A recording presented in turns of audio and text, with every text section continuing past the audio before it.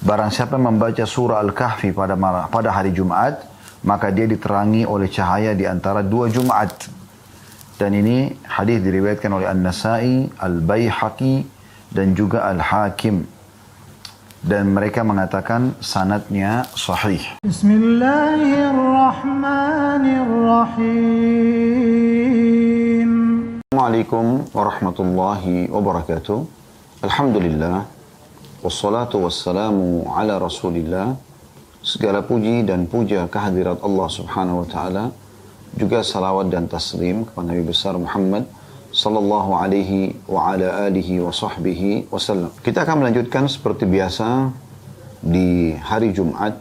Bahasan pada buku Sahih At-Targhib wa Tarhib. Dan kita masih dalam kitab Jumat dan ini bab terakhir yang dibahas tentang bahasan hari Jumat, yaitu bab ketujuh, anjuran membaca surah Al-Kahfi pada malam dan siang hari Jumat. Saya akan langsung bacakan saja. Di sini ada dua buah hadis dari Nabi SAW. Yang pertama adalah dengan sanad sahih, hadis nomor 736 dari awal kita belajar, yang berbunyi dari Abu Sa'id Al-Khudri radhiyallahu anhu bahwa Nabi SAW bersabda, "Man qara'a suratal kahfi fi yaumil jum'ah adha'a lahu minan nuri ma bainal jum'atain." Barang siapa membaca surah Al-Kahfi pada hari Jumat, maka dia diterangi oleh cahaya di antara dua Jumat. Dan ini hadis diriwayatkan oleh An-Nasai, Al-Baihaqi, dan juga Al-Hakim. Dan mereka mengatakan sanadnya sahih. Juga diriwayatkan dari Ad-Darimi dalam musnadnya secara mauquf. Maksudnya hanya sampai ke sahabat kepada Abu Sa'id Al-Khudri radhiyallahu anhu, dan lafadznya adalah man qara'a suratal kahfi lailatal jum'ah adha'a lahu minan nuri ma bainahu wa bainal baitil atiq. Yang artinya barang siapa membaca surah Al-Kahfi pada malam Jumat, maka dia disinari oleh cahaya antara dirinya dengan Baitullah yang tua. Yang maksudnya Baitullah adalah Ka'bah. Dan dari riwayat ini, ya, dua-duanya disahihkan oleh Syekh Albani di dalam Sahih At-Targhib wa Tarhib ini.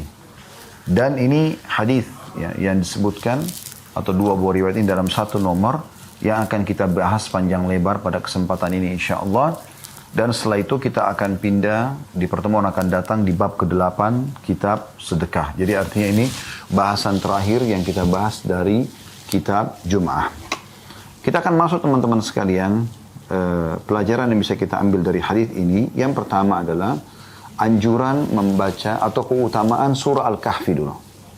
Dan ini nanti yang membuat atau menyebabkan kita insyaAllah pada pertemuan ini, setelah menjelaskan faedah-faedah hadis, kita akan coba membaca surah Al-Kahfi, baik ayat demi ayat dan juga terjemahannya. Dan kalau ada makna-makna yang bisa kita tambahkan keimanan kita atau hukum, kita akan coba paparkan insyaAllah 110 ayat dari surah 18 dalam Al-Quran, yaitu surah Al-Kahfi. Dan ini berarti menandakan teman-teman sekalian kedudukan surah ini sendiri. Kenapa? Karena surah ini ditekankan sekali dalam dua riwayat tadi untuk dibaca baik di malam Jumat ataupun di hari Jumatnya. Dan memiliki keutamaan yang sangat besar sekali. Yaitu akan mendapatkan cahaya antara dia dengan Ka'bah, atau cahaya antara di dalam dua Jumat yang berlalu, Jumat itu dan Jumat setelahnya. Dan kita akan insya Allah nukil pendapat-pendapat para ulama berhubungan dengan makna daripada ini. Baik, yang pertama adalah kedudukan daripada surah Al-Kahfi yang rutin dianjurkan baca sepekan sekali, ya, baik malam Jumat ataupun di hari Jumatnya. Pelajaran yang kedua, bagaimana Allah Subhanahu wa Ta'ala, ya, menjanjikan keutamaan yang sangat besar. Dari tadi itu yang pertama anjuran membaca surah Al-Kahfi, yang kedua itu adalah keutamaannya membaca surah Al-Kahfi yang tadi sudah kita singgung, yaitu sebagaimana disebutkan dalam riwayat sini, Allah akan memberikan dia, kalau dia baca di malam Jumat, cahaya yang dia disinari antara dirinya dengan Ka'bah. Ya. Kalau riwayat yang pertama tadi adalah siapa yang membaca surah Al-Kahfi di hari Jumat, Allah akan berikan dia cahaya antara dua Jumat. Ini menandakan punya keutamaan yang sangat luar biasa gitu. Baik, sekarang kalau ada yang bertanya, apa yang dimaksud dengan riwayat yang pertama dia akan diberikan cahaya antara dua Jumat, dan riwayat yang kedua ya, yang mauquf tadi yang sampai kepada Abu Sa'id al-Khudri saja radhiyallahu anhu, itu akan ada cahaya antara dia dengan Ka'bah. Kita akan coba lihat ya pendapat-pendapat ulama berhubungan dengan masalah ini. Yang pertama, makna daripada cahaya di antara dua Jumat ini adalah diampuni dosa-dosanya di antara dua Jumat. Ini makna yang pertama, diampuni dosa-dosanya di antara dua Jumat. Sebagaimana diriwayatkan dari Abdullah bin Umar radhiyallahu anhum, ia berkata bahwa Nabi SAW bersabda, man qara'a surat al-kahfi fi yawm al-jum'ah suti'a lahu nurun min tahti qadamihi ila ananis samai yudhi'u lahu yawm al-qiyamah wa ghufira lahu ma bainal jum'atain. Barang siapa membaca surah Al-Kahfi di hari Jumat, ia akan diterangi cahaya dari bawah kakinya hingga ke langit pada hari kiamat nanti, dan diampuni dosanya di antara dua Jumat. Saksi bahasanya adalah diampuni dosanya di antara dua Jumat. Dan ini dinukil dari Ibnu Katsir dalam Irsyadul Faqih di jilid 1 halaman 200, dan Al-Munziri, penulis buku yang sedang kita bahas, ya, berkata hadits ini diriwayatkan oleh Abu Bakar bin Marduwaih dalam tafsirnya dengan sanad la ba'sa bihi, atau bisa diterima. Jadi ini pendapat pertama yang mengatakan ini maksud memiliki cahaya adalah pengampunan dosa antara dua Jumat.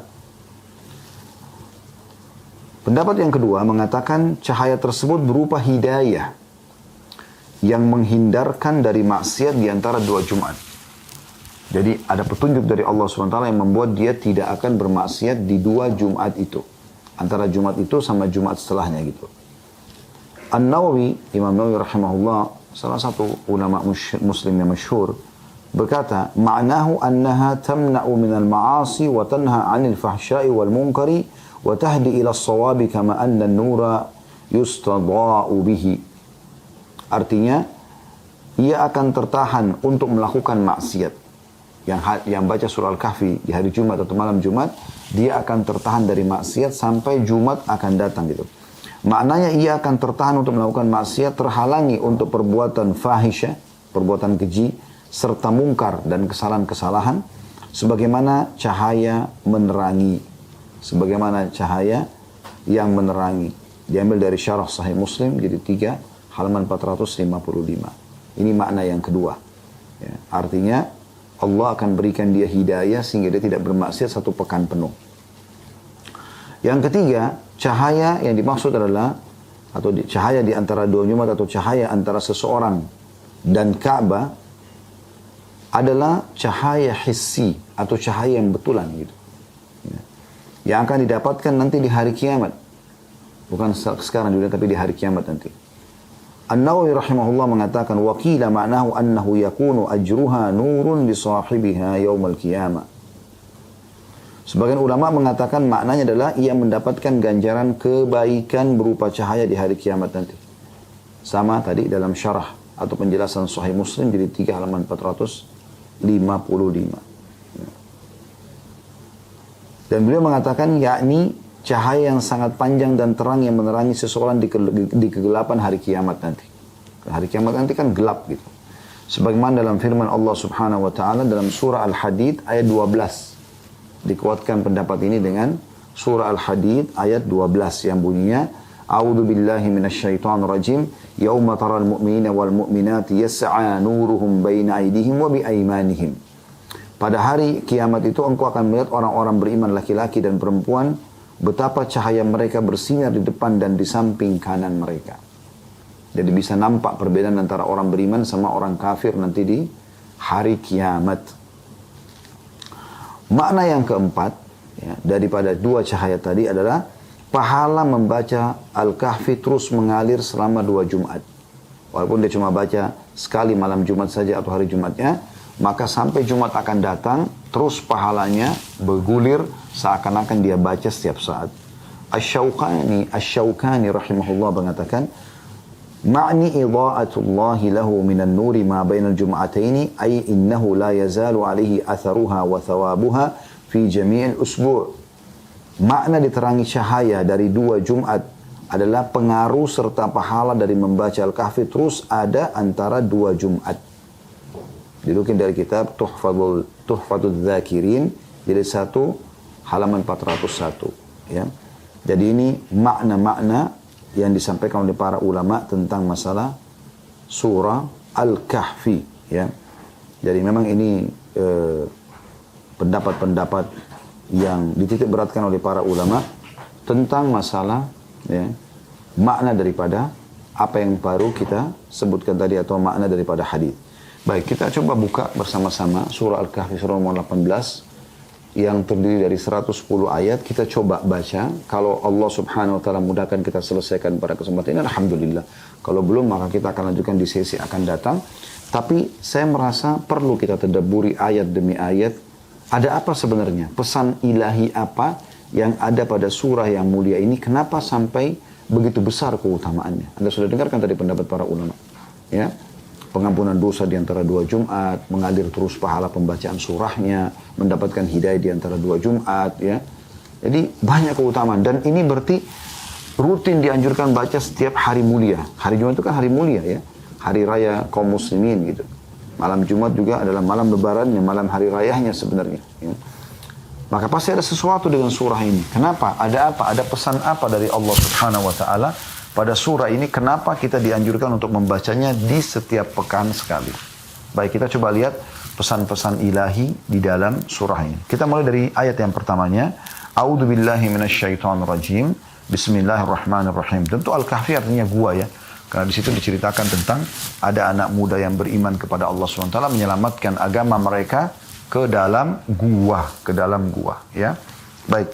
Yang pertama adalah ayatnya A'udzubillahi minasyaitonirrajim. Bismillahirrahmanirrahim. Alhamdulillahilladzi anzala 'ala 'abdihil kitaba wa lam yaj'al lahu 'iwaja. Artinya, segala puji bagi Allah yang telah menurunkan kepada hambanya Muhammad sallallahu alaihi wasallam Alkitab, maksudnya Al-Quran. Dan D-nya besar kata ganti Allah, tidak mengadakan kebengkokan di dalamnya. Ayat ini saja kalau ada dalam surah Al-Kahfi sudah cukup sebenarnya. Bagaimana dengan masih ada 100 ayat setelahnya. Ya. Makna daripada ayat ini, segala puji bagi Allah, orang-orang beriman akan memuji Allah Subhanahu wa ta'ala. Ya. Karena Allah telah menurunkan kepada hambanya Muhammad SAW Al-Quran. Berarti memang di ayat pertama menggambarkan tentang keutamaan kitab suci Al-Quran. Yang kita sayangkan banyak di antara muslimin lalai dari kitab ini. Mereka lalai dari kitab ini. Mereka malas membacanya. Mereka tidak coba mentadabburi ayat-ayatnya. Padahal Allah menekankan di sini kalau dia kitab khusus Allah turunkan kepada baginda Nabi Muhammad SAW yang di dalamnya tidak ada penyimpangan sedikit pun. Artinya semuanya 100% ya, otentik dan semuanya 100% itu bermanfaat. Tidak ada hal yang sia-sia di dalamnya. Selain memang membacanya dapat pahala setiap hurufnya 10 pahala sebagaimana kata Nabi SAW siapa yang membaca 1 huruf dari Al-Quran akan diberikan 1 pahala yang dilipat gandakan menjadi 10 kali lipat. Berarti 10 pahala. Dan saya tidak mengatakan alif, lam, mim 1 huruf. Ya. Tapi alif 1 huruf, lam 1 huruf, dan mim 1 huruf. Jadi awal Al-Baqarah alif, lam, mim itu 30 pahalanya. Jadi membacanya dapat pahala. Selain daripada itu, semua di dalamnya. Tidak ada yang sia-sia. Kata Allah SWT, وَلَمْ يَجْعَلْ لَهُ عِوَجًا. Tidak ada penyimpangan, tidak ada pembengkokan, tidak ada hal yang sia-sia di dalamnya. Semuanya kalau Anda baca bermanfaat buat Anda. Selain memang pahala per hurufnya Anda akan dapatkan. Juga dalam sabda Nabi SAW yang lain, ya, Iqra'ul Qur'an, baca Al-Quran, fa'innahu ya'ti syafi'an di ahlihi yawmal qiyamah. Karena dia akan datang menolong pembacanya pada hari kiamat. Al-Quran, ya, satu-satunya kitab yang kalau seandainya bisa membuat orang mati berbicara, ya, atau gunung-gunung juga akan hancur, itu Al-Quran. Al-Quran ini yang berpegang teguh padanya akan bahagia. Karena dia adalah kalamullah, perkataan sang pencipta Allah. Yang meninggalkannya akan rugi. Dan kalau kita ingin bicara masalah Al-Quran terlalu banyak. Cukuplah dia adalah perkataan Allah SWT, bukan tulisan seorang profesor atau seorang penulis yang bestseller. Ini kalamullah, perkataan Allah SWT. Anda jadi tahu dan mengenal Tuhan Anda Allah, ya, keberadaannya, peraturan-peraturannya, janji-janji dan ancamannya. Lalu Allah jelaskan, Al-Quran itu isinya apa? Ayat 2-nya. Qayyiman liyunzira ba'san syadidan min ladunhu wa yubashshiral mu'minina alladhina ya'maluna as-salihati anna lahum ajran hasana. Sebagai bimbingan yang lurus, Al-Quran itu. Lurus. Gak ada penyimpangan dalamnya. Gak ada kerugian dalam membaca dan mempelajarinya. Sebagai bimbingan yang lurus untuk memperingatkan siksaan yang sangat pedih dari sisi Allah, maksudnya bagi para pembangkang, kafir, tidak mau mengakui Allah. Dan memberi berita gembira kepada orang-orang yang beriman. Bahwasanya mereka akan diberikan rezeki di dunia, mereka juga akan diberikan keselamatan di akhirat. Dan menyampaikan berita gembira atau memberi berita gembira kepada orang beriman dan mengerjakan amal soleh, bahwa mereka akan mendapatkan pembalasan yang baik di dunia dan di akhirat. Lalu Allah pastikan pada saat nanti mereka diberikan balasan itu, selama mereka beriman, selama mereka beramal saleh dan mengikuti, dan itu tentu dengan mengikuti Al-Quran, maka mereka akan diberikan selamanya kebaikan di dunia dan kebaikan di akhirat. Allah sebutkan dalam ayat 3-nya, makithina fihi abada. Mereka kekal di dalamnya, dalam kebaikan-kebaikan itu. Nah, dijelaskan di ayat 2-nya, mereka akan mendapatkan kebaikan yang baik. Arah puncaknya adalah surga. Tapi semua kebaikan, kesehatan, kemakmuran, keturunan, pasangan, dan segala macam, di dunia dan di akhirat juga Allah berikan nikmat yang sempurna selama-lamanya. Kemudian ayat 4-nya Allah mengatakan, وَيُنْذِرَ الَّذِينَ قَالُوا اتَّخَذَ اللَّهُ وَلَدًا. Dan juga Al-Quran datang secara khusus. Di antara peringatan, yang di dalamnya adalah memberikan peringatan kepada orang yang berkata, Allah mengambil seorang anak. Orang-orang Nasrani. Jadi Al-Quran menitik beratkan tentang mereka. Bagaimana mereka mengatakan Allah punya anak. Makanya Nabi SAW mengatakan dalam sebuah hadis yang sahih, tidak ada yang lebih sabar daripada Allah dari gangguan. Ya. Mereka mengatakan Allah punya anak. Padahal Allah mengatakan lam yalid wa lam yulad. Tidak beranak dan tidak diberanakkan. Ya. Dan ini sudah sering diingatkan agar jangan sampai ikut-ikutan dengan acara-acara saudara-saudara kita ini, semoga mereka diberikan hidayah, karena mereka meyakini Allah punya anak. Dan surah Al-Kahfi setiap pekan kita disuruh baca masalah itu. Dan ini sudah cukup teman-teman sekalian memberikan jawaban kepada kita kemarin. Jangan ikut-ikutan mengucapkan Natal, jangan ikut-ikutan mengucapkan Tahun Baru. Tapi subhanallah banyak orang tidak menganggap tidak masalah. Tidak masalah. Tidak masalah dari mana? Kita toleransinya. Kita tetap boleh bersahabat, kita silaturahim dengan keluarga yang non-muslim, kita bakti sama orang tua kita, tapi jangan dukung masalah ibadahnya. Kalau dalam ibadah Allah mengatakan dalam surah Al-Kafirun, lakum dinukum waliyadin. Kalian punya agama, kami juga punya agama. Kami punya ritual, kalian juga punya ritual. Tidak usah campur aduk. Itu bukan toleransi namanya. Gitu kan? Itu bukan toleransi namanya. Baik, kita masuk ayat 5-nya. Allah mengatakan, ما لهم به من علم ولا لآبائهم كبرت كلمة تخرج من أفواههم إن يقولون إلا كذبا. Mereka sekali-kali tidak mempunyai pengetahuan tentang hal itu. Dari mana buktinya kalau Allah punya anak? Nabi Isa anak Tuhan. Dari mana ini? Begitu pula nenek moyang mereka. Alangkah buruklah kata-kata yang keluar dari mulut mereka. Mereka tidak mengatakan sesuatu kecuali dusta. Allah yang mendustakan keyakinan tersebut. Bukan kita orang Islam. Jadi kalau Anda mengatakan selamat, seakan-akan Anda mengatakan selamat atas keyakinan Anda kalau Allah punya anak. Dan itu tidak boleh. Tidak dibolehkan dalam Islam. Ya. Sekali lagi kita tetap silaturahim dengan kerabat kita. Kita tetap bakti sama orang tua kita yang non-muslim. Tetap kita bantu orang susah di antara mereka. Semua kita bisa lakukan. Bertetangga, partner bisnis. Tapi jangan dukung ibadahnya. Kalau sudah bicara masalah ritualnya ini nggak boleh. Ya.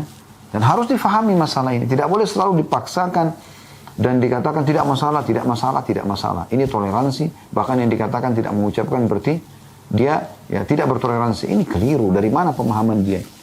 Apalagi banyak orang-orang yang jahil terhadap ilmu agama lalu berbicara dalam masalah ini.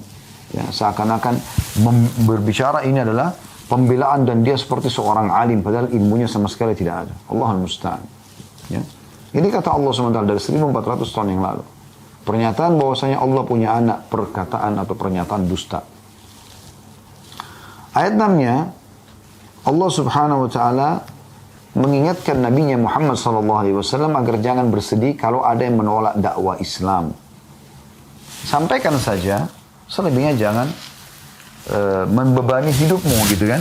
Karena sebenarnya tidak ada kewajiban kita untuk memaksa orang mendapatkan hidayah. Hidayah di tangan Allah Subhanahu wa taala. Tugas kita hanya menyampaikan saja. Allah menyebutkan di ayat 6-nya. Ya, ini peringatan ayat 6 dari surah Al-Kahfi yang kita janjikan baca setiap pekan. فَلَعَلَّكَ بَاخِعٌ نَفْسَكَ عَلَىٰ آثَارِهِمْ إِلَّمْ يُؤْمِنُوا بِهَذَا الْحَدِيثِ أَسَفًا. Maka apakah barangkali kamu akan membunuh dirimu karena bersedih setelah mereka berpaling sekiranya mereka tidak beriman kepada keterangan itu Al-Quran. Apakah hai Muhammad setelah engkau sampaikan Al-Quran lalu mereka menolak, lalu kau merasa sedih berlebihan, akhirnya kau seakan-akan ingin membunuh dirimu untuk itu? Maka Allah mengatakan di ayat 7-nya, Inna ja'alna ma'alal ardi zinatan laha linabluwahum ayyuhum ahsanu amala. Sungguhnya kami telah menjadikan apa yang ada di bumi sebagai perhiasan baginya, agar kami menguji mereka siapakah di antara mereka yang terbaik amalannya. Artinya kami sudah berikan bukti-bukti kebesaran kami di muka bumi ini, dan banyak sekali yang bisa dilihat, ya, pepohonan, ya, lautan dan segala macam, banyak sekali yang bisa dilihat. Dan itu sebenarnya sudah cukup untuk membuat benar, ya, yang digambarkan dalam Al-Quran tentang kebesaran Allah Subhanahu wa taala. Yang berarti juga isi Al-Quran benar. Karena ini dalam Al-Quran kita sedang baca. Ayat 8-nya, wa inna laja'iluna ma 'alaiha sa'idan jurza. Dan sesungguhnya kami benar-benar akan menjadikan pula apa yang di atasnya menjadi tanah rata lagi tandus. Maksudnya pada hari kiamat nanti. Kami akan jadikan semua tidak ada apa-apa lagi. Tidak ada gunung-gunung, tidak ada tanaman, tidak ada lautan. Nanti mahsyar itu, ya, tanah berpasir yang warna putih. Ya, itu semua manusia akan dikumpulkan di situ. Ini Allah Subhanahu wa taala memastikan.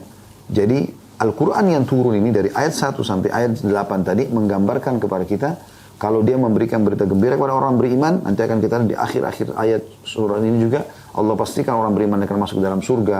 Allah pastikan orang yang kafir akan masuk ke neraka, gitu kan. Al-Quran datang memberikan berita gembira kepada orang beriman dan beramal soleh, dan juga ancaman yang berat bagi orang-orang yang kufur. Nah, di antara orang yang kufur dalam surah Al-Kahfi adalah orang-orang yang mengakui Allah punya anak. Baik, mulai ayat 9, Allah Subhanahu wa taala masuk menjelaskan tentang Ashabul Kahfi. Dan dari sinilah sebab disebutkannya surah ini. Dikenal dengan surah Al-Kahfi. Al-Kahfi adalah gua. Ceritanya tentang ada beberapa orang anak muda, ya, 7 orang anak muda. Ya, mereka mau menyelamatkan diri mereka dari raja zalim pada saat itu yang memaksa mereka untuk meninggalkan beriman kepada Allah. Dan mereka tidak menemukan tempat yang paling aman untuk mereka dibandingkan gua. Maka Allah pun membuat mereka tidur di dalam gua itu selama 309 tahun. Ya. Dan ini pelajaran yang luar biasa. Bagaimana sesuatu yang mustahil di akal manusia. Ada orang bisa tidur 309 tahun itu tanpa bangun. Nanti Allah bangunkan mereka setelah 309 tahun. Raja zalim itu dan seluruh sekutunya sudah wafat. Sudah ada raja yang beriman di saat itu kepada Allah Subhanahu wa taala, baru Allah bangunkan mereka. Dan guanya sangat kecil. Kami pernah datangi gua itu, ada di Jordania. Dan pendapat Allahu a'lam yang paling kuat menyatakan memang itu adalah gua Al-Kahfi itu. Dari semua banyak penekanan bahwasanya ini adalah gua Al-Kahfi, seperti di Turki juga dikatakan ada. Tapi pendapat yang paling kuat sebenarnya adalah memang di Jordan. Dan itu kalau Anda berkunjung di sana, ya, kami biasanya di Uhud Tour kalau ada paket umroh plus Palestina, pasti kami masuk ke Jordan, lalu kemudian kami juga mendatangi gua Ashabul Kahfi, dan di situ ada pengurus khusus dari pemerintahan kerajaan Jordania, mereka menjual DVD, dalam bentuk DVD dan buku keterangan tentang bukti-bukti nyata kalau memang itu adalah Gua Al-Kahfi yang disebutkan dalam Al-Quran. Dan ada titik-titik tempat mereka tidur pada saat itu. Ya. Baik, saya bacakan. A'udzubillahi minasyaitonirrajim. Am hasibta anna ashabal kahfi warraqimi kanu min ayatina ajaba. Ya. Apakah engkau mengira bahwa penghuni gua atau ashabul kahfi dan ar-raqim, maksudnya batu bertuliskan kisah mereka, adalah termasuk ayat-ayat kami yang menakjubkan? Ini ada penjelasan dari para ulama. Sa'id bin Jubair rahimahullah, seorang ulama tabi'in, menjelaskan makna ar-raqim adalah sebuah papan dari batu yang dituliskan kisah ashabul kahfi dan diletakkan di depan pintu gua. Sebagaimana dinukil dari tafsir At-Tabari. Ar-Raqim juga maknanya adalah al-markum atau yang tertulis. Karena ar-raqmu adalah al-kitabah atau tulisan. Dinukil dari tafsir Al-Baghawi. Pada ayat ini Allah Ta'ala bertanya, apakah kalian takjub dengan kisah Ashabul Kahfi? Yang itu adalah salah satu ayat tanda-tanda atau salah satu tanda-tanda kekuasaan Allah. Ya. Artinya kisah Ashabul Kahfi adalah sangat menakjubkan. Dan itu adalah salah satu tanda kekuasaan Allah. Namun sangat banyak tanda-tanda kekuasaan Allah ini yang jauh lebih besar dan lebih menakjubkan dari hal itu. Qatadah rahimahullah mengatakan banyak di antara ayat-ayat kami yang lebih menakjubkan dibandingkan hal itu. Atau kisah Ashabul Kahfi. Sebenarnya dinukil dari At-Tabari dalam tafsir beliau dan juga Ibnu Katsir. Ya, dalam tafsir beliau dinukil dari Mujahid atau seorang ulama salaf dari tabi'in dulu yang bernama Mujahid. Nah ini jadi Allah SWT mengatakan kalau membaca kisah Ashabul Kahfi saja kalian sudah terkagum-kagum, kalian juga bisa mendatangi guanya, menyaksikan, ya. Dan tentu di saat sekarang sudah tidak ada lagi batu yang diukir di situ yang ada kisah mereka, ya. Tapi yang ada adalah tempat-tempat mereka, titik-titik mereka istirahat atau tidur pada saat itu. Ya, jadi 7 orang itu terbagi. Di ayat 10-nya Allah menggambarkan siapa sebenarnya Ashabul Kahfi itu atau orang-orang yang ada di gua itu. Id awal fityatu ilal kahfi faqalu rabbana atina min ladunka rahmatan wa hayyi lana min amrina rasyada. Ketika sekelompok pemuda bernaung ke dalam sebuah gua, kemudian mereka berkata, wahai Tuhan kami, berilah kepada kami rahmat dari sisimu dan jadikanlah bagi kami petunjuk dari urusan kami. Al-fityah di sini, awal fityah itu jamak daripada al-fata, yang artinya pemuda. Ya. Berarti fityah adalah pemuda-pemuda. Sehingga al-fityah itu adalah sekelompok pemuda-pemuda. Itu maknanya. Berarti Allah Subhanahu wa Ta'ala sedang memuji beberapa anak-anak muda yang memang mereka beriman kepada Allah Subhanahu wa Ta'ala. Dan tentu ini adalah salah satu kisah yang ada di zaman sebelum kita yang Allah nukilkan. Dan masih banyak yang belum Allah nukilkan. Tapi apa pesan ilahi di sini? Pesan ilahi setelah tadi di 8 ayat pertama tentang masalah Al-Quran. Ya, itu kita bisa mengatakan mutiara pertama dari surah Al-Kahfi. 8 ayat pertama menjelaskan tentang keutamaan Al-Quran. Dan di dalamnya berisikan berita gembira bagi orang beriman dan beramal saleh dan ancaman bagi orang yang kufur. Ya. Dan diantaranya mengatakan Allah punya anak. Kemudian mutiara yang kedua dari ayat-ayat surah Al-Kahfi ini adalah mulai ayat 9, ya, itu tentang kisah Ashabul Kahfi. Siapa mereka? Anak-anak muda.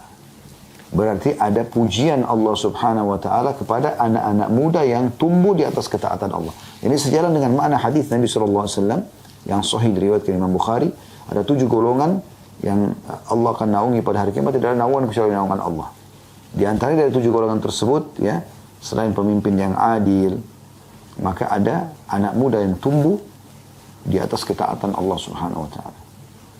Justru pada saat potensi mereka, energi mereka lagi maksimal, maka digunakan untuk ketaatan kepada Allah Subhanahu wa Ta'ala. Justru mereka tutup aurat, justru mereka menurunkan pandangan dari haram, justru mereka menjaga telinga dari pendengaran yang haram, justru mereka jaga kemaluan dari yang haram, tangan menjamah dari yang haram, kaki melangkah kepada tempat yang haram. Ini semua dijauhi, justru pada saat muda itu. Dan mereka sibukkan semua itu dengan ibadah. Sayang sekali, banyak orang subhanallah, di musim haji, musim umrah, mereka yang datang orang-orang tua semua. Mana waktu masa mudanya dipakai untuk apa? Maksiat kepada Allah SWT. Ya. Bahkan kadang-kadang yang membuat saya tanda kutip sedikit tersinggung ya, seakan-akan kalau ada anak muda yang tampan atau cantik, atau seorang wanita, anak laki-laki yang tampan atau anak perempuan yang cantik, lalu hadir di majelis ilmu, atau misalnya saleh dan saleha, maka ada sebagian orang yang jauh dari agama dan jauh dari iman, mereka mengatakan, kok nggak jadi artis ya? Kok begini dan begitu? Seakan-akan, kok di sini sih tempatnya? Sayang gitu, harusnya di sana gitu. Harusnya dia dipamer ketampanannya, dipamer kecantikannya, lalu bermaksiat dah, pura-pura jadi istri, pura-pura jadi suami, buat rekayasa cerita dan segala macam. Ini aneh sekali. Padahal justru orang yang tampan dan cantik harus lebih layak bersyukur kepada Allah dengan melakukan ketaatan kepada Allah. Kata Nabi SAW, Inna Allah yu'jibu min syabin laisa lahu sabuh. Atau kama qala Nabi SAW. Allah sangat kagum dengan anak muda yang tidak mengikuti hawa nafsunya. Justru di masa muda itu potensi kita gunakan untuk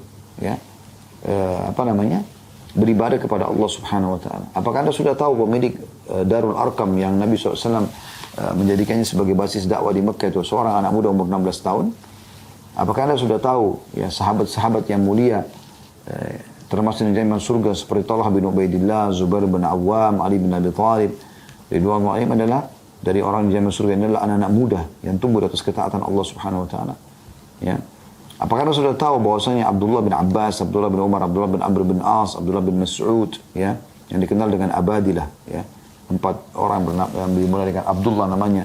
Kemudian Anas bin Malik, Usama bin Zaid, ridwanullah alaihim adalah anak-anak muda, sahabat yang mereka masih sangat muda waktu Nabi SAW meninggal pun umurnya masih belasan tahun, bahkan baru ada seperti Anas bin Malik baru 19 tahun.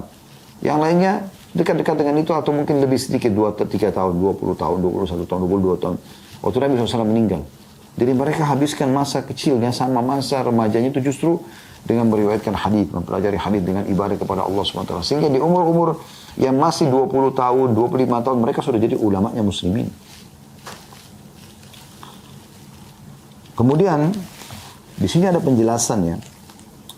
Syekh Utsaimin rahimahullah menjelaskan bahwa itu adalah usia pemuda yang sempurna dalam hal kekuatan dan semangatnya.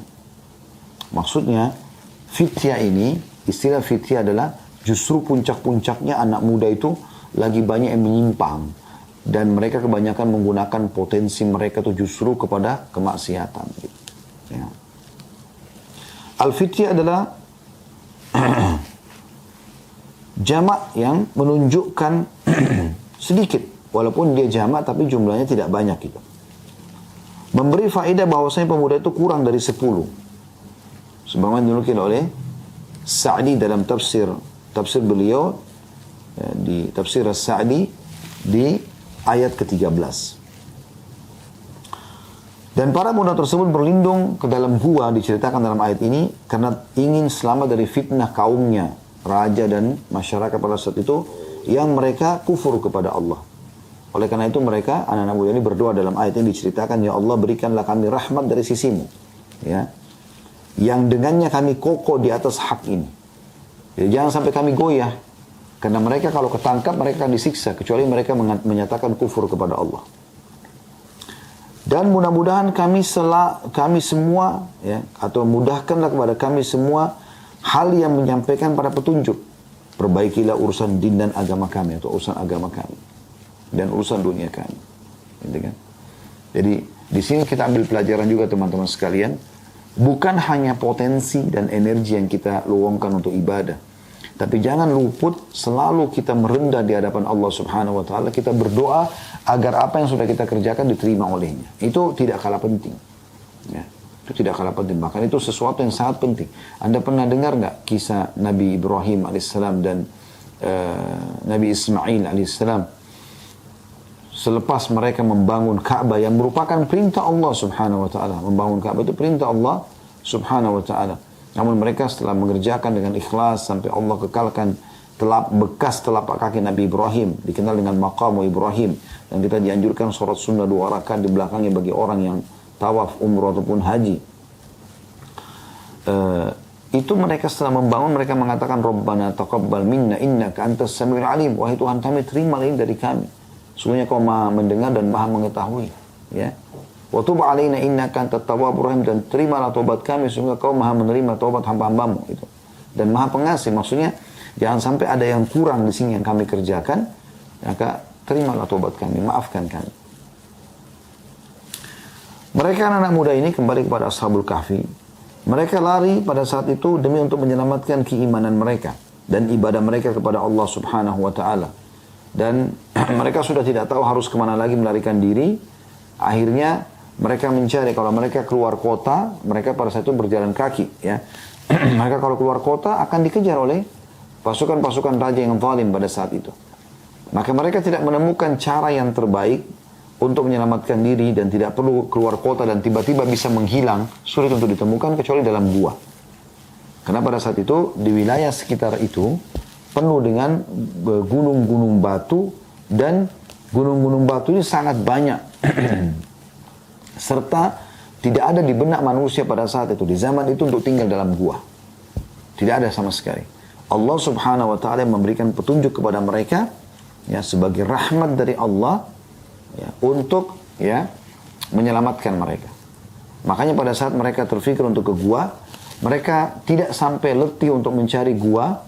Tiba-tiba saja mereka terarahkan ke satu gunung, ya, dan cukup tinggi. Sekarang pun kalau Anda ke sana, itu dari jalan utama yang ada di Amman, ibu kota Jordania, itu gunung Ashabul Kahfi itu cukup tinggi.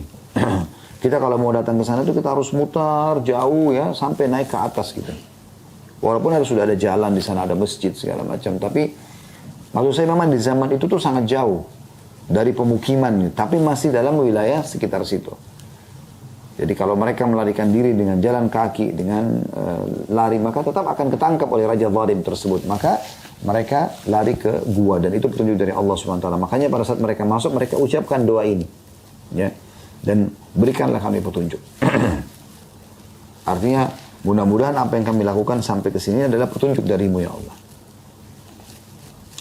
Dan itu juga dinukil dari statement mirip seperti yang disampaikan oleh As-Sa'di dalam tafsir beliau. Dan para pemuda ini mengharapkan dari Allah SWT pada saat masuk ke dalam gua tersebut, agar mereka bisa dikokohkan imannya, tidak tergoyahkan. Karena nanti kan mereka dalam gua tidak bisa keluar-keluar. Dari mana makanannya, dari mana minumannya. Mereka harus keluar interaksi. Maka butuh ini, bagaimana ya Allah, berikan kami rahmatmu, gitu kan. Keajaiban supaya kami tidak perlu keluar pun, kami bisa mendapatkan apa yang kami inginkan, gitu. Dan dengan itu juga, jadikan ini sebagai petunjuk buat kami. Artinya petunjuk atas, ya, ini adalah betul-betul penyelamatan dari sisimu, gitu. Ibnul Qayyim al-Jauziyah rahimahullah menjelaskan bahwa ar-rusyd di sini, ya, dalam potongan ayat tadi, ya, di akhir ayat itu atau petunjuk adalah maksudnya beliau mengatakan berilmu dalam hal mengetahui yang bermanfaat dan beramal dengan ilmu tersebut. Semua menunjukkan dari Ighathatul Lahfan jilid 2 halaman 168. Artinya kami di sini mendapatkan petunjuk, benar gua ini adalah petunjuk darimu, dan juga tetap di sini kami bisa beribadah kepadamu. Dan makna doa mereka, wahyi lana min amrina rasyada, ya, secara global semua, dan jadikanlah akibat urusan kami adalah semuanya petunjuk. Sebagaimana dalam salah satu doa yang diajarkan Nabi SAW kepada Aisyah radhiyallahu anha, sebuah doa yang padat mencakup semua kebaikan. Allahumma inni as'aluka minal khairi, ya, kullihi ajilihi wa ajilihi ma alimtu minhu ma lam a'lam. Ya Allah, aku minta semua kebaikan, ya. Apakah kebaikan itu segera, yang terdekat, ya, yang disegerakan, ataupun yang masih jauh. Apa yang aku ketahui dan aku tidak ketahui. Wa'udhu bika minasyarri kullihi ajilihi wa ajili ma alimtu minhu wa ma lam a'lam. Dan aku berlindung kepadamu dari semua keburukan, apapun sifatnya itu, baik itu yang sudah dekat ataupun yang masih jauh, ya, yang aku ketahui dan aku tidak ketahui. Wa as'alukal jannata wa ma qarraba ilaiha min qaulin aw amal. Dan aku minta kepadamu perkataan, ya Allah, dan perbuatan yang bisa membawaku ke surga, ya. Wa'udzu bika minan nari wa ma qarraba ilaiha min qaulin aw amal. Dan aku berlindung padamu dari neraka dan apapun yang bisa membawa ke neraka tersebut, mendekatkan dengan neraka dari perkataan dan perbuatan. Ya. Wa as'aluka mimma sa'alaka bihi Muhammadun. Dan aku minta semua yang pernah diminta oleh Nabi Muhammad sallallahu alaihi wasallam. Wa'udzu bika mimma ta'awwadha minhu Muhammadun wa ma qadaita li min qada'in faj'al 'aqibatahu rusyda. Dan aku berlindung juga kepadamu dari semua keburukan yang Muhammad sallallahu alaihi wasallam telah berlindung padanya, dan aku minta, ya, semua ini dari saksi bahasan kita, segala yang engkau tetapkan kepadaku akhirnya adalah petunjuk. Ini diriwayatkan Bukhari dalam kitab Adab Mufrad, dan ini disahihkan oleh Syekh Albani. Ini tafsir ayat 10-nya. Ya. Jadi maksudnya mereka ini pada saat masuk dalam Al-Kahfi tadi mereka bingung, tidak tahu harus kemana lagi. Maka mereka masuk ke gua itu. Pada saat mereka masuk, mereka berharap jangan sampai di sini mereka terdesak, mereka jadi tidak bisa ibadah, hingga mereka lemah imannya, minta dikokohkan dan juga jadikan ini petunjuk dari Allah SWT. Baik. Di ayat 11-nya Allah mengatakan fadarabna ala adhanin fil kahfi sinina adada. Ya. Maka kemudian kami tutup telinga mereka atau tidurkan mereka. Ya, ini bahasa kiasan, tapi tidurkan mereka. Maknanya di dalam gua selama bertahun-tahun yang telah terhitung waktunya. Maksudnya hanya Allah yang tahu. Dalam ayat ini Allah menjelaskan bahwasanya dialah yang telah menidurkan para pemuda Ashabul Kahfi itu selama bertahun-tahun. Ya. Dan di sini disebutkan sinina adada, bertahun-tahun tertentu, ya. Maksudnya tahun-tahun yang terhitung waktunya. Allah, ya, menjelaskan itu. Masih dalam surah Al-Kahfinya, kalau yang dimaksud adalah 309 tahun. Sebagaimana nanti kita lihat di ayat 25-nya. Ya, Allah jelaskan itu. Dan dengan ditidurkannya mereka, maka terdapat penjagaan bagi hati mereka dari rasa takut dan keguncangan. Tadi khawatir iman mereka goyah misalnya, atau mereka jadi goyah imannya karena terancam akan dibunuh oleh raja zalim dan para penduduk yang kufur kepada Allah pada saat itu. Dan juga penjagaan bagi mereka dari kaum, ya, dari kaum mereka yang telah dijelaskan dalam apa yang mereka ucapkan, ya, kekufuran mereka atau menggambarkan tentang kekufuran mereka yang nanti akhirnya membunuh atau menyiksa anak-anak muda ini. Dan perkataan Allah SWT, fadarabna ala adhanihim, dan kami tutup telinga mereka, menunjukkan bahwa tidur mereka adalah tidur yang sangat nyenyak, sehingga tidak bisa mendengar segala hal di sekitar mereka. Semua disebutkan oleh Ibnu Utsaimin dalam tafsir surah Al-Kahfi. Maksudnya adalah Allah betul-betul tidurkan mereka, ya, yang apapun terjadi, goncangan apapun, teriakan apapun tidak akan membuat mereka bangun. Tapi mereka tidur, bukan mati. Dan ini biasanya begitu, ada orang kalau kena nyenyaknya tidurnya sampai dia sudah tidak bisa lagi mendengar apa-apa gitu, ya. Kemudian ayat 12-nya Allah mengatakan summa ba'athnahum lina'lama ayyul hizbaini ahsa lima labithu amada. Kemudian kami bangkitkan mereka agar kami mengetahui siapa di antara dua kelompok yang lebih tepat dalam menghitung berapa lama tinggalnya mereka dalam gua. Para ulama berbeda pendapat tentang siapa dua kelompok yang disebutkan dalam ayat ini. Karena Allah memang membangkitkan mereka untuk dua kelompok ini saling menerka kira-kira berapa lama Ashabul Kahfi ini tidur dalam gua. Namun pendapat yang paling rajih, yang paling kuat adalah bahwa dua kelompok tersebut dalam ayat ini adalah semuanya dari Ashabul Kahfi. Maksudnya dari 7 orang itu mereka terbagi menjadi dua kelompok gitu. Ya. Karena disebutkan di dalam ayat wa kadzalika ba'athnahum liyatasaalu bainahum qala qailun minhum kam labithtum qalu labithna yawman wa ba'da yawm qalu rabbukum a'lam bima labithtum. Dan demikianlah kami bangkitkan mereka sehingga mereka saling bertanya satu sama yang lain dari Ashabul Kahfi dalam gua itu. Salah seorang dari mereka berkata, berapa lama kalian tinggal di sini? Mereka berkata, kami tinggal sehari atau sebagian hari. Ada yang berkata, Rob kalian lebih tahu berapa lama kalian tinggal di sini. Di ayat 19-nya. Ya. Tentu kita belum sampai ke situ ya. Tapi ini jawaban terhadap tafsir daripada ayat yang sedang kita bahas ini. Karena kita sedang membahas ayat 12 sekarang. Ya. Jadi yang dimaksud di sini yang paling tepat pendapatnya adalah, dan agar dua kelompok itu mengetahui tentang jumlah mereka, berapa lama mereka tinggal di gua, ya, agar mereka bisa mempelajari tentang keajaiban dan kemahakuasaan Allah SWT adalah dari Ashabul Kahfi itu sendiri. Pihak yang berkata, Rabb kalianlah yang paling tahu berapa lama kalian tinggal adalah pihak yang paling tepat dalam menentukan berapa lama mereka tinggal. Artinya masa tinggal mereka sangat lama. Ya. Sebagaimana disebutkan dari kitab Adwa'ul Bayan, ya, punyanya Syekh Shinkiti dalam tafsir beliau Adwa'ul Bayan, beliau menjelaskan masalah itu. Jadi pada saat dua kelompok itu, yang satu mengatakan sekian tahun, ya, sekian waktu, yang satu mengatakan enggak, Allah lebih tahu. Dan ini yang lebih tepat dari dua kelompok itu.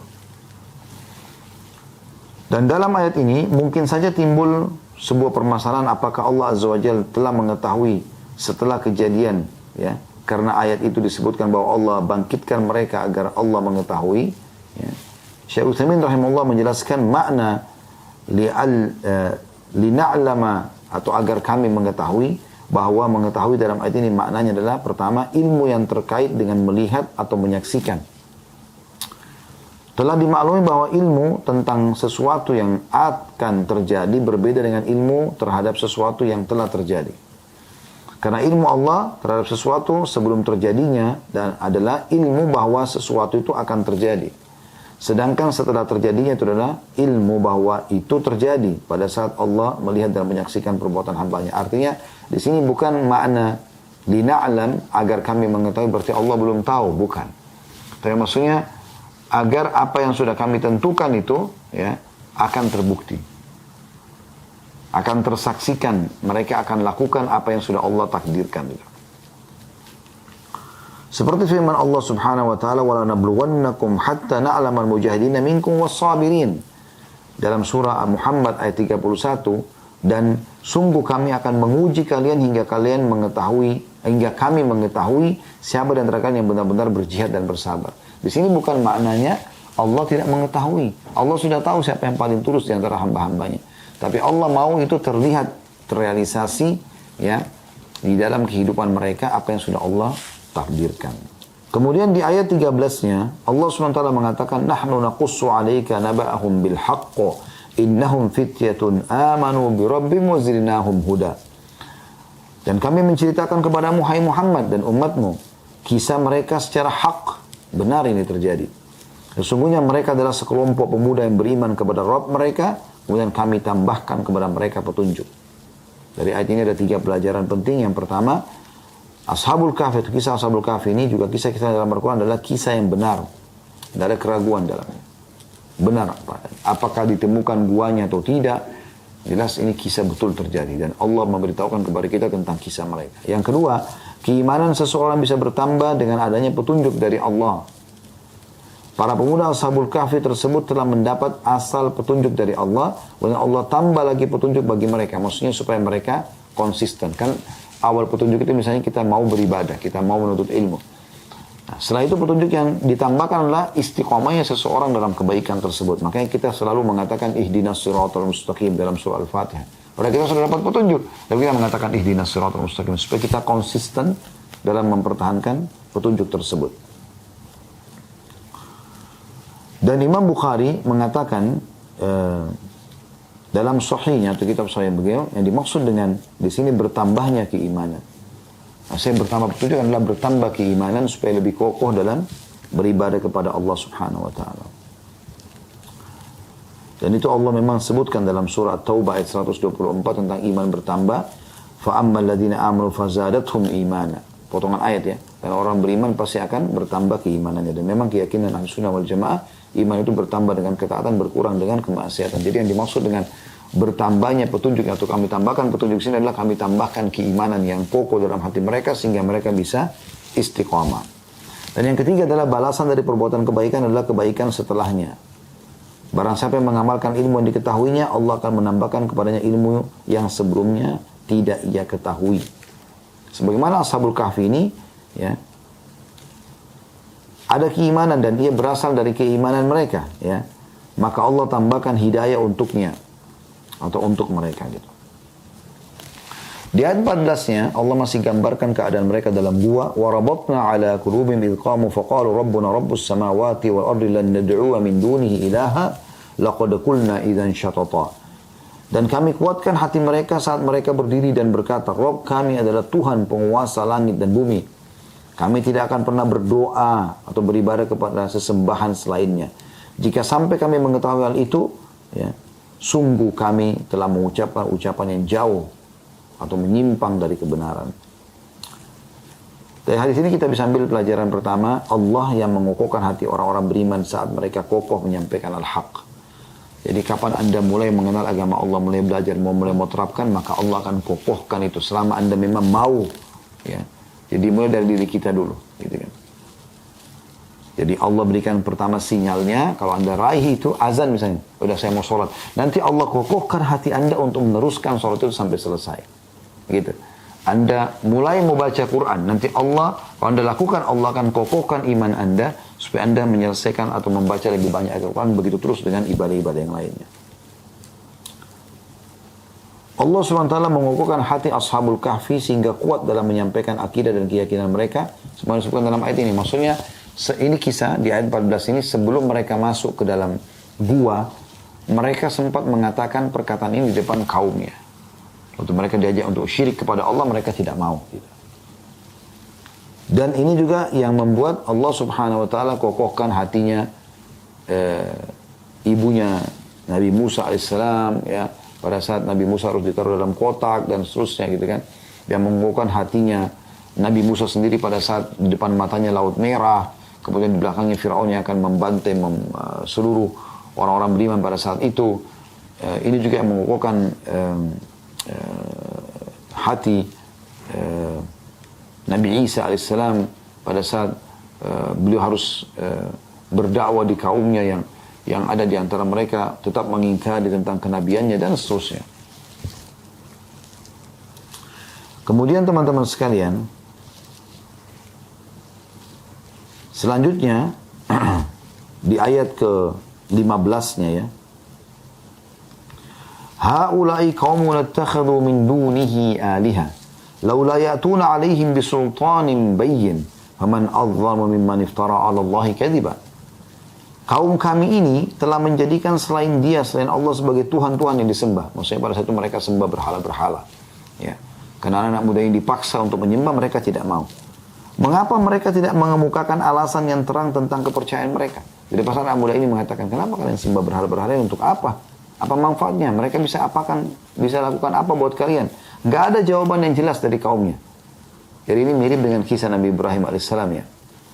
Siapakah yang lebih zalim daripada orang-orang yang mengada-ngadakan kebohongan terhadap Allah? Jadi anak muda ini masih dalam keadaan fitrahnya, masih dalam keadaan keyakinan yang benarnya dalam hatinya. Mereka tidak menerima ini. Gak masuk akal. Kenapa berhala? Gitu kan? Dan itu luar biasa bagaimana syaitan menyesatkan orang penyembah berhala ini. Makanya sangat wajar Nabi Ibrahim AS mengatakan, menunjuk berhala sambil mengatakan, innahunna adlalna kathiran minan nas. Berhala-berhala ini ya Allah banyak sekali menyesatkan manusia karena ditunggangi oleh syaitan. Jelas-jelas patung nggak bisa buat apa-apa, tapi dianggap Tuhan gitu. Ya. Sampai waktu Nabi SAW menaklukkan kota Mekah dan beliau keliling untuk menghancurkan 360 berhala. Orang-orang Quraisy terperangah dan mereka antara percaya dengan tidak, yang mereka selama ini anggap ya mengucapkan kata buruk saja di depan patung yang mereka kultuskan itu sudah bisa terjadi. Bahkan ada di antara mereka yang tidak berani menatap patung yang mereka anggap Tuhan itu. Nabi SAW tunjukkan kepada mereka semua ini kebohongan. Beliau menggunakan tongkatnya dan ada patung yang disentuh sama tongkat hancur. Ada yang belum disentuh sudah hancur. Terakhir Nabi SAW biarkan Hubal. Hubal itu patung yang paling besar. Bahkan patung itu dirantai sama mereka. Dengan maksud supaya tidak ada yang mencurinya gitu. Mereka takut Tuhannya dicuri. Maka Nabi SAW di atas unta beliau yang mulia, ya, beliau memegang tongkat lalu menusuk ke matanya Hubal. Lalu goncanglah Hubal sampai 3 kali dan beliau membaca waqul ja'al haqq wa zahaqal batil inna batila kana zahuqa. Katakan telah datang kebenaran, ya, dan kebatilan pasti akan hancur. Ya. Pasti kebatilan itu akan hilang. Maka hancurlah Hubal pada saat itu dan tidak tersisa lagi patung di dekat Ka'bah. Baik, ayat 16-nya Wa idh i'tazaltumuhum ma ya'buduna innallaha fa'u ilal kahfi yanshur lakum rabbukum min rahmatihi wa yuhayyi lakum min amrikum mirfaqa. Dan apakah kamu meninggalkan mereka dan apa yang mereka sembah selain Allah? Maka carilah tempat berlindung ke dalam gua, niscaya Tuhanmu akan melimpahkan sebagian rahmatnya kepadamu dan menyediakan sesuatu yang berguna bagimu dalam urusan kamu. Di sini ayat 16-nya Allah menggambarkan anak-anak muda ini, ya, sebagaimana juga dalam beberapa athar, mereka sebenarnya anak-anak tokoh masyarakat, anak-anak pejabat. Mereka punya pengaruh, ya. Maka pada saat mereka dengan akal sehatnya, ya, mereka menolak ajaran untuk menyembah berhala-berhala ini, maka satu sama lain mengatakan kayaknya sudah nggak ada gunanya kita menyampaikan ini sama mereka, apalagi raja mereka pada itu mengancam akan menghukum mati. Maka mereka pun melarikan diri dan sudah saya sampaikan tadi bagaimana gua tempat paling aman pada saat itu agar tidak dijangkau oleh orang-orang zalim tersebut. Lalu Allah gambarkan di ayat 17-nya tentang bagaimana kondisi mereka dalam gua dan bagaimana Allah Subhanahu wa taala mengawetkan badan mereka 309 tahun. Allah mengatakan, "Wa tarasy-syamsa idza tala'at tazawaru 'an kahfihim dzatal yamini wa idza gharabat taghridu bil shimali wa hum fi fajwatin min dzalika min ayatillah may yahdillahu fahuwal muhtad wa may yudlil falan tajid lahu waliyyan mursyida." Dan kamu akan melihat matahari ketika terbit condong dari gua mereka ke sebelah kanan, dan bila matahari terbenam menjauhi mereka ke sebelah kiri, ya, sedangkan mereka berada dalam tempat yang luas dalam gua itu. Itu adalah sebagian dari tanda-tanda kebesaran Allah. Barang siapa yang diberi petunjuk oleh Allah, maka dia yang mendapat petunjuk. Dan barang siapa yang disesatkan, maka kamu tidak akan mendapatkan seseorang pemimpin pun yang dapat memberi petunjuk kepadanya. Jadi artinya, kamu akan melihat matahari ketika terbit condong dari gua mereka di sebelah kanan. Ya. Dan bila matahari terbenam, menjauh ke sebelah kiri. Ya. Yang saya pernah lihat di situ, di gua Ashabul Kahfi itu, di sisi kanan gua, bagian dalam itu, di sebelah kanan itu seperti ada lubang memang, ya. Dan di sebelah kiri juga begitu. Yang di sini memang tempat terbitnya matahari dan di sana terbenamnya matahari. Allah Maha Kuasa membuat cahaya matahari itu hanya masuk menimpa mereka hanya pada saat terbit dan pada saat terbenam. Ya. Dan tentu Anda tidak asing lagi sekarang dengan penelitian, ya, kalau cahaya matahari di awal terbit ataupun pada saat mau terbenam, ya, itu sangat bagus gitu, ya, sangat baik. Beda dengan kalau di siang hari terik yang bisa merusak kulit atau bermanfaat buat manusia di awal terbit dan terbenam. Maka ini salah satu yang Allah gambarkan dalam Al-Quran pada saat Allah, ya, menjaga tubuh mereka. Selain memang penjagaan Allah sudah jelas, ini salah satu sebabnya saja. Di ayat 18-nya, وَتَحْسَبُهُمْ أَيْقَاظًا وَهُمْ رُقُودٌ وَنُقَلِّبُهُمْ ذَاتَ الْيَمِينِ وَذَاتَ الشِّمَالِ وَكَلْبُهُمْ بَاسِطٌ ذِرَاعَيْهِ بِالْوَصِيدِ لَوْ اطَّلَعْتَ عَلَيْهِمْ لَوَلَّيْتَ مِنْهُمْ فِرَارًا وَلَمُلِئْتَ مِنْهُمْ رُعْبًا. Dan kamu mengira mereka itu bangun, padahal mereka sedang tidur, ya. Dan kami membalik-balikkan mereka ke kanan dan ke kiri, sedang anjing mereka menggulurkan kedua tangannya di muka pintu gua. Dan jika kamu menyaksikan mereka, tentulah kamu akan berpaling dari mereka dengan balikan diri, dan tentulah hati kamu akan dipenuhi oleh ketakutan terhadap mereka. Artinya, mereka seakan-akan, ya, tidur, ya, bangun, tapi sebenarnya mereka tidur. Ya, makna di sini adalah mereka tertidur, tapi matanya juga ada masih kelihatan seperti ada yang terbuka. Mereka masih bisa terlihat seperti orang yang bangun gitu. Lalu Allah yang membolak-balikkan mereka kanan, kiri, ya, supaya mereka tidak monoton di satu tempat. Kuasa Allah Subhanahu wa taala. Dan di sini maksudnya adalah kalau orang masuk ke sana, orang lihat, mungkin orang akan ketakutan melihat kejadian tersebut. Ya, karena keadaan mereka yang seakan-akan, ya, mereka tuh bergerak kanan kiri, dan mereka seakan-akan tidak tidur padahal mereka sedang tidur. Di ayat 19-nya, وَكَذَلِكَ بَعَثْنَاهُمْ لِيَتَسَاءَلُوا بَيْنَهُمْ قَالَ قَائِلٌ مِّنْهُمْ كَمْ لَبِثْتُمْ قَالُوا لَبِثْنَا يَوْمًا أَوْ بَعْدَ يَوْمٍ قَالُوا رَبُّكُمْ أَعْلَمُ بِمَا لَبِثْتُمْ فَبَعَثُوا أَحَدَكُمْ بِوَرْقِكُمْ هَٰذِهِ إِلَى الْمَدِينَةِ فَلْيَنظُرْ أَيُّهَا أَزْكَىٰ طَعَامًا فَلْيَأْتِكُمْ بِرِزْقٍ مِّنْهُ وَلْيَتَلَطَّفْ وَلَا يُشْعِرَنَّ بِكُمْ أَحَدًا. Dan demikianlah kami bangunkan mereka setelah itu. Itu setelah 309 tahun, nanti akan kita lihat di ayat 25 penjelasan itu, ya. Dan kami bangunkan mereka agar mereka saling bertanya di antara mereka, ya, sendiri di antara mereka. Ya. Salah satu berkata, sudah berapa lama kita berada di sini? Mereka yang lain menjawab, kita berada di sini sehari atau setengah hari saja. Ya. Yang lain berkata, Tuhan kamu lebih tahu berapa lama kamu sedang berada di sini. Caranya, ya, suruhlah salah seorang di antara kamu pergi ke kota untuk membawa uang perak ini, dan hendaklah dia lihat mana makanan yang lebih baik. Hendaklah dia membawa makanan itu untukmu, dan hendaklah ia berlaku lemah lembut, dan jangan sekali-kali menceritakan keadaanmu pada seseorang. Maksudnya, pada saat mereka bangun, mereka ini berbeda pendapat. Berapa lama nih kita di sini nih? Kok kayak ada yang merasa cuma setengah hari, ada yang mengatakan sehari, ada juga yang mengatakan kayaknya nggak mungkin. Kok kayak berbeda gitu, berbeda kondisi, keadaan seperti ada sesuatu yang lain. Lalu dia tidak mau menerka, kelompok yang kedua lalu mengatakan, sepertinya Allah lebih tahu. Ya. Jadi mereka tidak mau menerka gitu. Dan ini sudah kita sebutkan tadi, ini kelompok yang benar dari dua itu yang Allah sebutkan ya. Lalu mereka pada saat itu Allah munculkan rasa lapar dalam hati mereka. Karena Allah ingin memang mereka nampak di tengah-tengah kaum mereka. Yang tadinya kaum yang kufur. Setelah 309 tahun ini sudah berubah. Rajanya sudah raja yang beriman kepada Allah. Masyarakat juga sudah beriman kepada Allah. Maka mereka masih punya uang perak yang mereka simpan di kantong mereka. Dan Allah juga abadikan itu. Maka ada satu orang di antara mereka keluar. Menuju ke pasar. Dengan tujuan mau membeli makanan. Ya. Yang saya pernah temukan ada sebuah athar yang menjelaskan. Pada saat memang kisah Ashabul Kahfi ini dinukil dengan hikmah Allah SWT dari mulut ke mulut sudah ratusan tahun gitu. Ada anak muda dulu soalnya mereka melarikan diri tapi tidak tahu di mana gitu kan.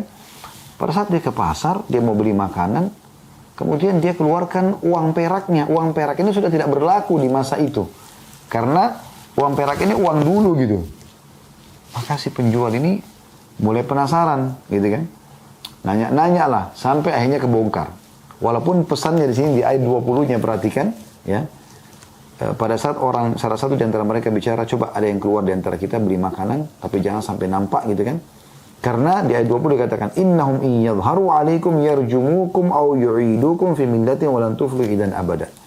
Sesungguhnya jika mereka dapat mengetahui tempatmu, dia tidak sembunyi-sembunyi beli makanan nih, dan ketahuan oleh raja zalim dan masyarakat itu, maka niscaya mereka akan melempar kamu dengan batu, merajam. Karena memang di situ ancamannya kalau mereka tak beriman pada Allah akan dibunuh gitu kan. Atau memaksamu kembali kepada agama mereka, menyembah berhala-berhala. Dan jika demikian niscaya kamu tidak akan beruntung selamanya. Di ayat 21-nya. Wa kadzalika atharna 'alaihim liya'lamu anna wa'dallahi haqqun wa anna as-sa'ata la raiba fiha idh yatanaza'una bainahum amrahum. فقالوا بنوا عليهم بنيانا ربهم أعلم بهم قال الذين غلبوا على أمر لنتخذن عليهم مسجدا. Maka demikian pula kami mempertemukan manusia dengan mereka. Nah, tadi kasusnya pada saat satu orang sudah belanja, dilihat uangnya kok uang kuno gitu, ya. Mulailah ditanya, akhirnya terungkap gitu. Allah mengatakan itu hikmah Allah. Demikianlah kami mempertemukan manusia dengan mereka agar manusia itu mengetahui bahwa janji Allah itu benar. Jadi kisah Ashabul Kahfi ini sudah dinukil di antara masyarakat pada saat itu kan. Dan bahwa kedatangan hari kiamat tidak ada keraguan padanya. Akhirnya mereka jadi tahu. Oh ini anak muda nih. Ya, yang dulu lari gitu kan. Menyelamatkan diri. Di mana teman-temanmu? Diungkapkan gitu kan. Oleh yang belanja ini gitu. Karena pada saat itu dia sempat bicara sama dalam sebuah athar yang pernah kami temukan. Dia sempat bicara dengan penjual tersebut. Siapa raja, bagaimana keadaan raja sekarang gitu, ya. Maka dia mengatakan raja kami Fulan bin Fulan gitu disebutkan namanya beriman kepada Allah. Maka orang yang beri makanan ini kaget loh, bukankah raja kalian Fulan bin Fulan? Maka si penjual makanan itu raja yang sudah meninggal ratusan tahun yang lalu, itu raja kufur kepada Allah. Maka si salah satu Ashabul Kahfi yang beli makanan ini kaget loh, kok bisa sudah meninggal? Iya, sekarang raja kalian berapa lama meninggal? Sekian ratus tahun yang lalu. Jadi dia ragu juga dengan dirinya sendiri. Ini ratusan tahun yang lalu. Maka mulailah terjadi pembicaraan pada satu di pasar. Karena di pasar keramaian mulailah orang menukil pembicaraan. Orang akhirnya Allah berikan petunjuk. Orang-orang merasa ini adalah Ashabul Kahfi yang dulu hilang ceritanya ratusan tahun yang lalu gitu. Dikatakan oleh Allah dan itu hikmahnya agar manusia menyadari kalau memang hari kiamat itu benar terjadi. Dan Allah Maha Kuasa gitu kan. Ketika orang-orang itu bercerita tentang urusan mereka, orang-orang itu berkata, dirikan sebuah bangunan di atas gua mereka. Tuhan mereka lebih mengetahui tentang mereka. Orang-orang yang berkuasa atas urusan mereka berkata, sesungguhnya kami akan mendirikan sebuah rumah peribadatan di atasnya. Ya. Kemudian ayat 22-nya, sayakuna thalathatun rabi'uhum kalbuhum wa yakuna khamsatun sadisum kalbuhum rajman bil ghaib wa yakuna sab'atun wa thaminum kalbuhum qur rabbi a'lam bi'iddatin ma ya'lamu illa qalil fala tumari fihim illa mira'an zahiran wa la tastafti fihim minhum ahada. Nanti ada orang yang akan mengatakan jumlah mereka adalah 3 orang, yang keempat adalah anjingnya. Ada juga yang mengatakan jumlah mereka 5 dan yang keenam adalah anjingnya. Sebagai terkaan terhadap barang yang gaib dan jumlah lain. Ya. Ada juga yang mengatakan jumlah mereka 7 orang, yang ke-8 adalah anjingnya. Katakanlah, Tuhanku lebih mengetahui jumlah mereka, tidak ada orang yang mengetahui bilangan mereka kecuali sedikit. Karena itu janganlah kaum Muhammad bertengkar tentang hal itu, ya, kecuali ya pembicaraan lahir saja, dan jangan kamu menanyakan tentang mereka ya, kepada seorang pun di antara mereka. Ya, maksudnya tidak perlu dijadikan sebagai dialog berapa jumlah mereka, mau 3kah, mau 4kah, mau 5kah, mau 6kah, mau 7kah, gitu kan. Walaupun memang ada dinukil beberapa riwayat tentang jumlah-jumlah mereka, tapi dalam ayat ini Allah SWT tidak mengatakan bukan penting untuk kalian tahu jumlah mereka, yang penting kalian ambil pelajaran daripada itu. Ya. Jadi di sini Allah Subhanahu wa taala menggambarkan tentang keadaan mereka, ya. Kita akan tutup insyaallah sampai ayat 25 ya. Di ayat 23-nya, wala taqulanna li syai'in inni fa'ilun dzalika ghada, dan janganlah sekali-kali kamu mengatakan tentang suatu sesungguhnya aku akan mengerjakan hal ini esok atau besok. Maksud dari pelajaran Ashabul Kahfi, lihat mereka segera menyelamatkan dirinya dan tidak menunda-nunda. Dan kalaupun harus mengerjakan nanti akan dikerjakan, maka mengatakan ya Masya Allah. Karena di ayat 24-nya Allah katakan illa an yasha Allah. Wadhkur rabbaka idza nasita wa qul asa an yahdini rabbi li aqraba min hadza rasyada. Kecuali orang yang menyebut insya Allah. Dan ingatlah kepada Tuhanmu jika kamu lupa dan katakan mudah-mudahan Tuhanku akan memberiku petunjuk kepada yang lebih dekat kebenarannya daripada ini. Ya. Maksudnya ya kalau mau kerjakan sesuatu, katakan insya Allah. Dan ini jelas sekali dalam sebuah hadis yang sahih riwayat Bukhari. Pernah Nabi Sulaiman, kata Nabi Muhammad SAW, ya, mengatakan aku akan menggauli 99 pasanganku yang aku berharap setiap pasangan akan melahirkan satu orang mujahid di jalan Allah. Maka ada seseorang mengingatkan Nabi Sulaiman AS mengatakan, bilanglah insya Allah wahai Nabi Allah. Tapi dia lupa, dia tidak ucapkan. Maka tidak, dari 99 tidak ada yang melahirkan kecuali satu orang saja. Kata Nabi Muhammad SAW, andai saja dia mengatakan insya Allah, maka akan dikabulkan apa yang dia inginkan itu. Maka selalu ucapkan insya Allah. Dan dari ayat ini juga kita ambil pelajaran, kebanyakan orang teman-teman kata-kata insya Allah ini dianggap, kalau misalnya dia janjian nih, nanti kamu datang ke rumah saya besok ya, insya Allah. Oh jangan insya Allah dong. Seakan-akan insya Allah itu bukan sesuatu yang pasti. Terbalik, insya Allah itu berarti pasti akan datang. Jadi kalau ada halangan pun berarti itu dengan keinginan Allah Subhanahu wa ta'ala. Di ayat 25-nya, sampai ayat 26 ya tepatnya. Walabithu fi kahfim 300 sinina wazdadu 9. Dan mereka tinggal dalam gua mereka 300 tahun dan ditambah 9 tahun. Ini tadi penjelasan tentang 309 tahun mereka dalam gua. Lalu ayat 26-nya terakhir kita tutup dengan ini insyaallah ya.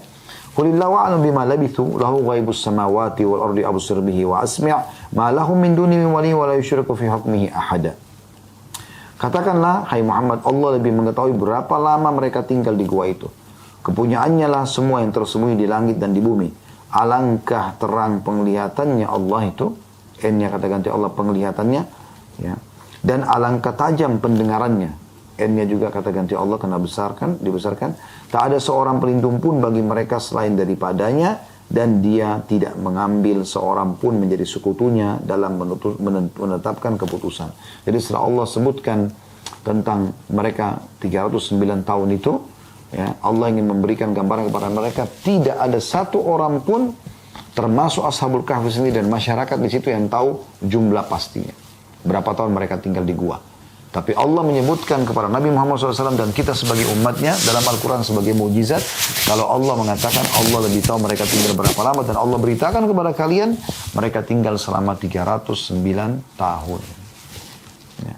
Kesimpulannya teman-teman sekalian, kita ambil dua mutiara di kesempatan ini, dan insya Allah kita lakukan di pertemuan akan datang nanti mutiara selanjutnya tentang surah Al-Kahfi, agar kita pada saat membaca di hari Jumat dan malam Jumat kita tahu apa yang sedang kita baca ya, yaitu 8 ayat pertama itu berisikan tentang kebenaran Al-Quran dan bagaimana isinya adalah berita gembira bagi orang beriman dan beramal soleh, dan juga ancaman bagi orang yang kufur dan dititik beratkan bagi orang yang mengaku Allah punya anak ya, bagi yang kufur ini. Kemudian dari ayat 9 sampai ayat 26 itu tentang kisah Ashabul Kahfi, anak-anak muda yang menyelamatkan iman dan akidah mereka ya, dari raja zalim dan masyarakat zalim yang menyembah berhala dan syirik kepada Allah SWT, agar mereka selamat ya.